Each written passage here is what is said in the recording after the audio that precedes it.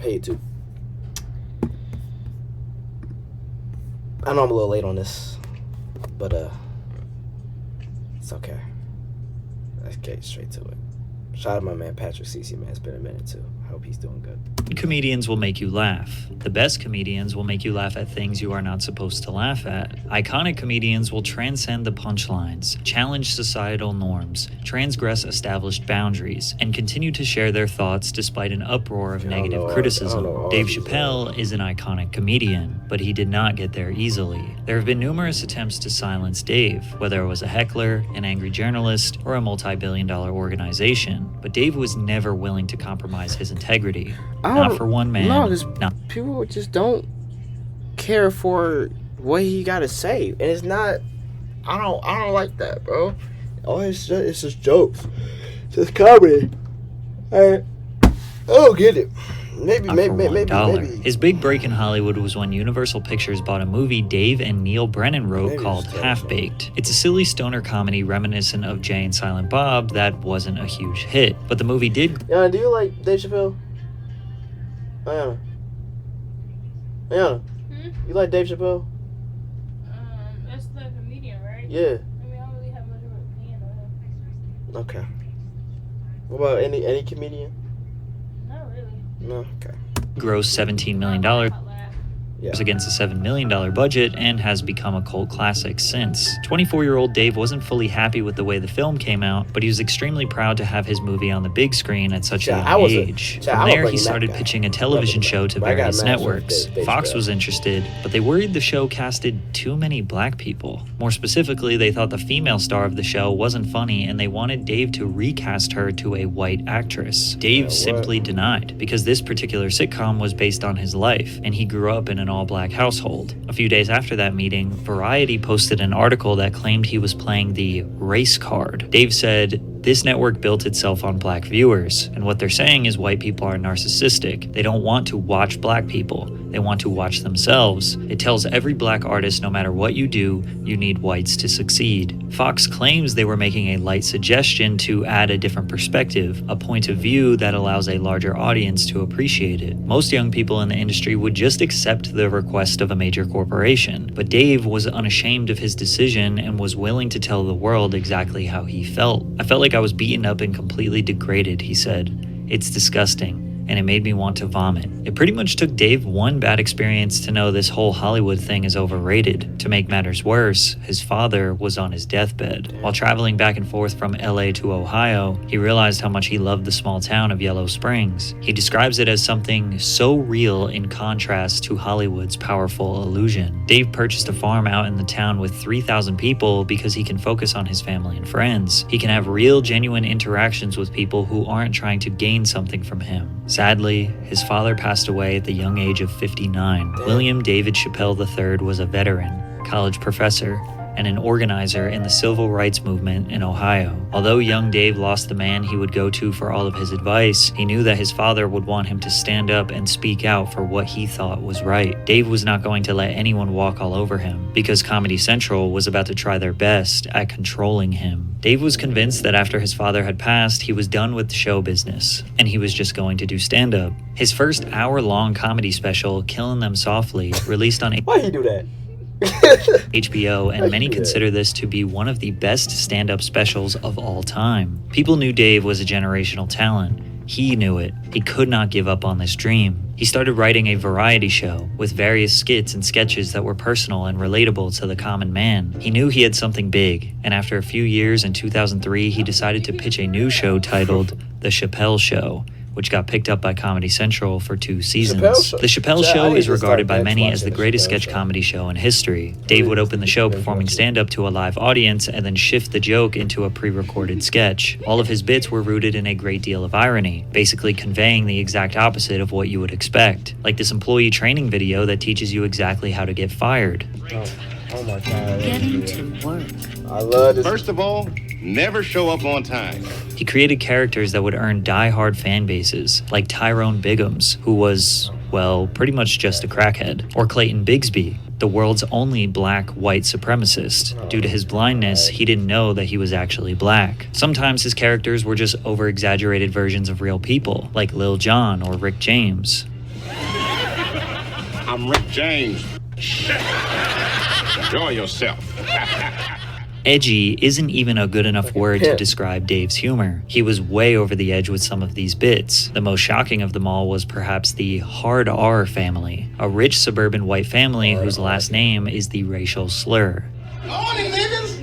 Why, it's Clifton, our colored milk family. And it's my favorite family to deliver milk to.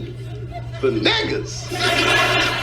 The very first episode of Chappell's show tackled an extremely risky subject, basically becoming a mission statement for the program. If you don't like this, you won't like anything else. Something like the Chappelle show will never air on TV ever again. Oh no! But at the it's wow. In today's society, people would not be able to handle. Today's society would not be able to handle Chappelle's show, or any of them older comedians. Like Dave Chappelle, Bernie, especially Bernie Mac, would not be able to handle it. R.I.P. Bernie Mac though, but Dave Chappelle, anything else. Something like the Chappelle show will never air on TV ever again, but at the time, people loved it. Now, even in 2004, the mainstream media was against shocking, vulgar, and risky entertainment, but they had a little tolerance. The solution back then was put it on after hours, like after 9 p.m. when the kids are asleep.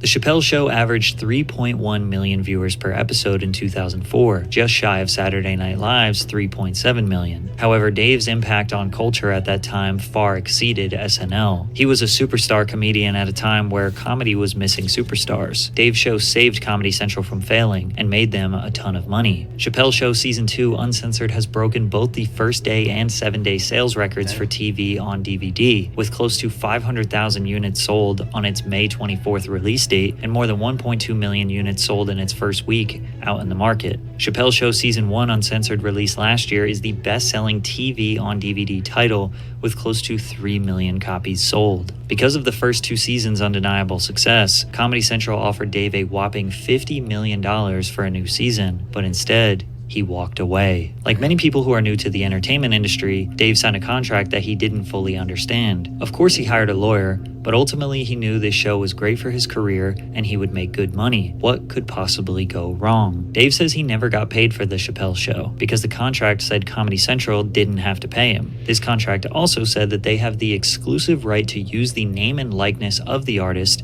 in perpetuity throughout the universe in any and all media known or invented in the future. On top of them literally owning him, Dave just straight up didn't like the fame and attention. He just liked comedy. But even that was getting ruined. One night while he was performing in Sacramento, California, he walked off the stage after berating his audience for constantly shouting, "I'm Rick James, bitch," which had become a catchphrase from the popular Rick James sketch on his show. "Stand-up is the most important thing I do, and because I'm on TV, you make it hard for me to do it," he said. "The show is ruining my life," Chappelle told the crowd. Besides requiring him to work 20 hours a day, it has made him a star, which has resulted in the inability of fans to treat him as an individual. So when Comedy Central offered him $50 million, it came with stipulations. He had to get approvals on certain jokes. He didn't have full creative control, and they worked him like a dog. It wasn't worth the money. So one day, he just walked off set and moved to South Africa, desperate to get as far away from Hollywood as possible. In response, Comedy Central ran a smear campaign on him, saying that he was crazy and on drugs. In May 2005, Comedy Central began promoting the anticipated debut of Chappelle's Show Season 3. One day later, the channel announced that the production on the show had been unexpectedly suspended. Then 1 week later, every news outlet reported that Chappelle had checked into a mental health facility in South Africa, perpetuating the narrative that he was mentally unstable. Some reports said he was even smoking crack.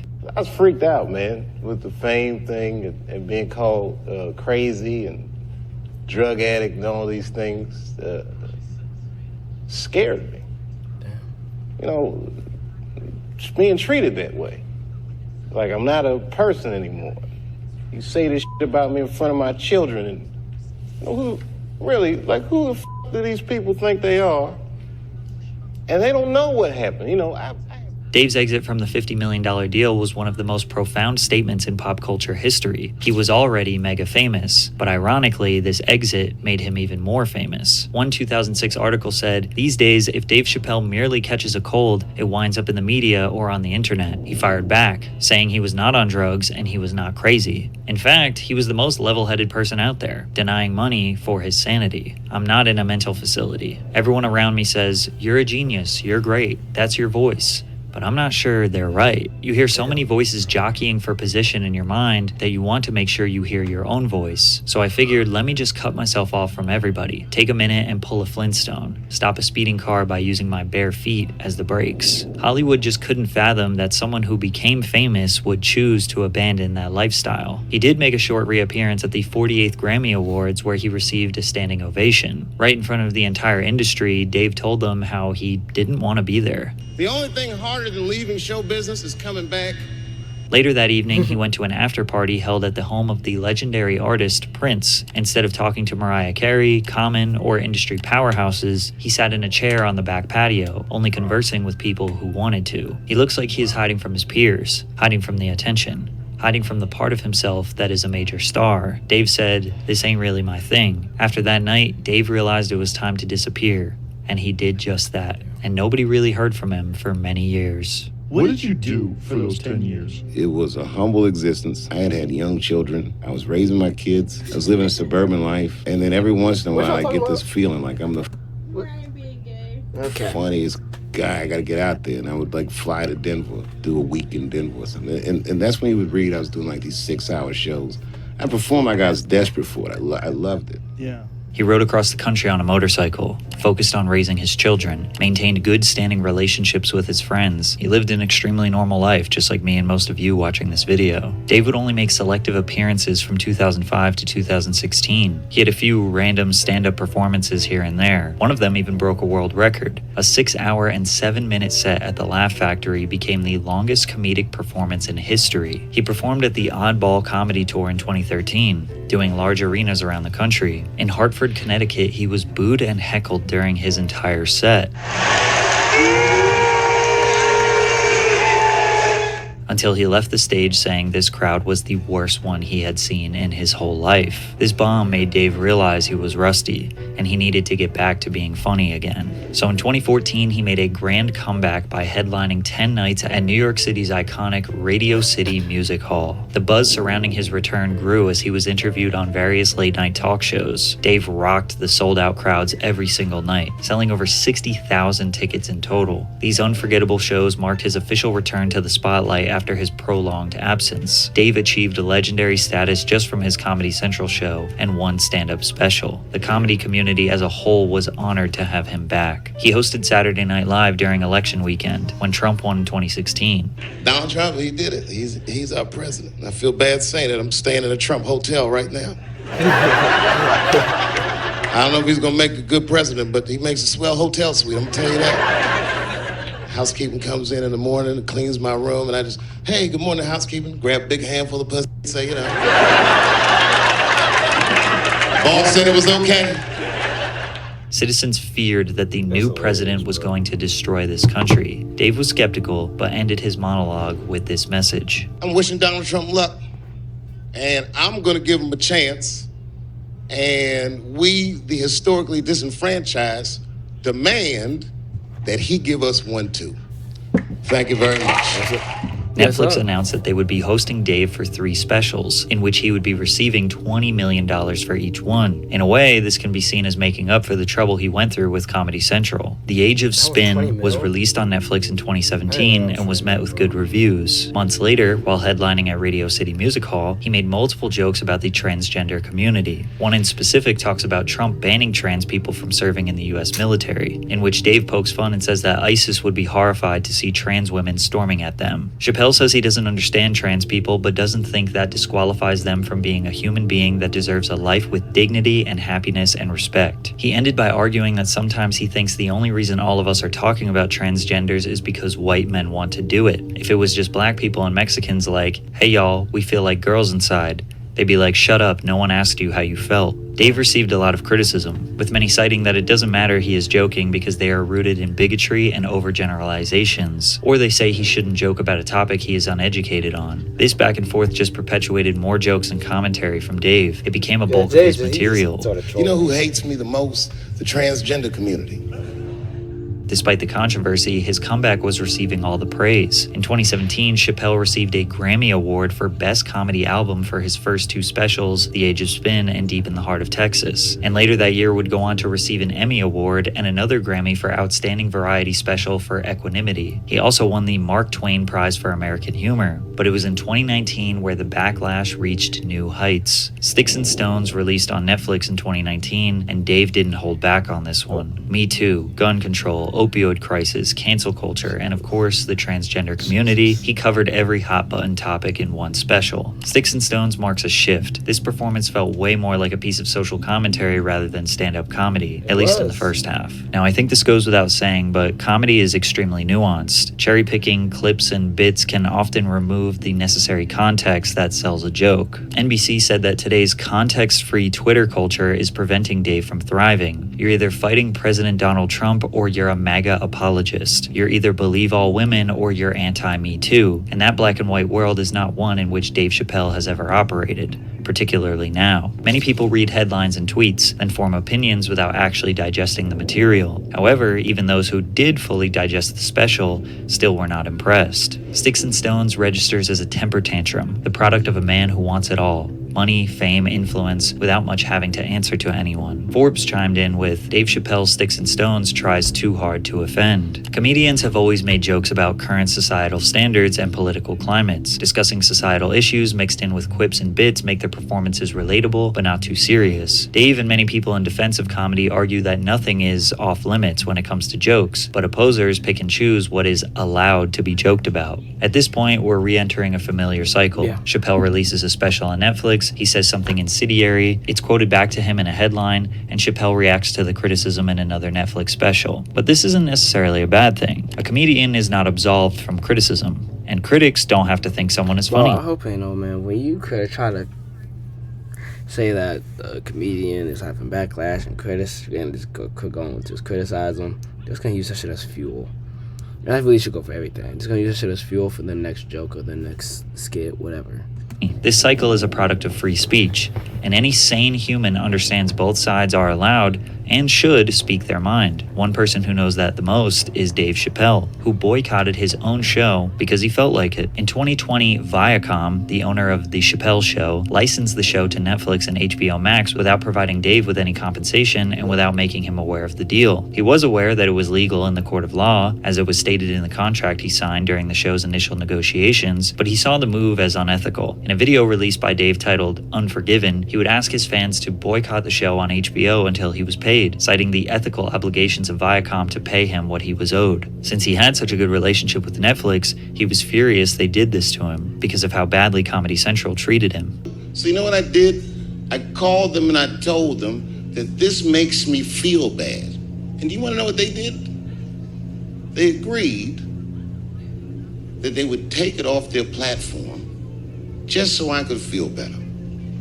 That's why I with Netflix. Dave and his fans praised Netflix for removing the show based on his feelings, but they were shocked when members of the trans community tried to get Dave's special removed because he hurt their feelings. The Closer was his 2021 Netflix special where he again made jokes about trans people, as well as anti-gay jokes and defending TERFs. He stated in the special that gender is a fact. In the special's closing moments, he tells a story about his friend Daphne Dorman, who was a trans woman and stand-up comedian, that defended Dave from criticism in his previous special, Sticks and Stones. Punching down requires you to consider yourself superior to another group. Dave Chappell doesn't consider himself better than me in any way. He isn't punching up or punching down. He's punching lines. That's his job, and he's a master of his craft. Dave claimed that Daphne Dorman received so much hate from her own community that she died by suicide courtside 6 days after the special. Right-wing media went into a frenzy saying the trans community are hypocrites and will destroy their own people. However, there's little evidence that supports Daphne's expiration has anything to do with hate. Back in 2019, that tweet had just 12 replies. Another tweet supporting Chappell had 9. The Instagram post in which she declared her friendship with Chappell doesn't have any critical replies. Comments on her Facebook post announcing that she was opening for Chappell are uniformly positive. So are the ones on Reddit after she posted about it there. She doesn't appear to have said anything on Twitter or Facebook about receiving abuse. Her suicide note doesn't mention bullying, nor do any of the obituaries written after her death. Because of this, many people thought Dave was using someone's death to his own benefit, and the trans community were tired of Dave. Netflix employees interpreted the closer as hate speech, and 65 employees participated in a walkout in protest of the company. The protest garnered a lot of support online. However, it was generally unsuccessful because Netflix has stood behind Dave, kept his specials up,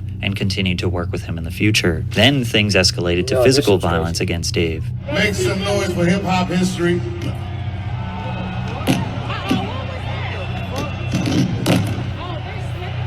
That shit was crazy. Isaiah Lee was the name of the suspect who later admitted why he attacked the comedian. I identify as bisexual, and I wanted him to know what he said was triggering. I wanted him to know that next time he should consider first running his material by people it could affect. Isaiah Lee has also been charged with attempted murder after stabbing his roommate. In a last effort to take down Dave, a venue in Minneapolis canceled a sold-out show of his hours before the doors were set to open. We believe in diverse voices and the freedom of artistic expression, but in honoring that, we lost sight of the impact this would have. The event was moved to a smaller venue in the same city and sold out 2 shows back to back. It seemed like the more backlash Dave got, the more it would ultimately help his career. The Closer was nominated for an Emmy for Outstanding Variety Special. To close out the year, Dave took the stage on SNL and delivered the show's opening monologue. And yes, he faced even more controversy. Recently, Kanye West had went on an anti-Semitic rant on social media, to which Dave responded with, I denounce anti-Semitism in all its forms. And I stand with my friends in the Jewish community. And that, Kanye, is how you buy yourself some time.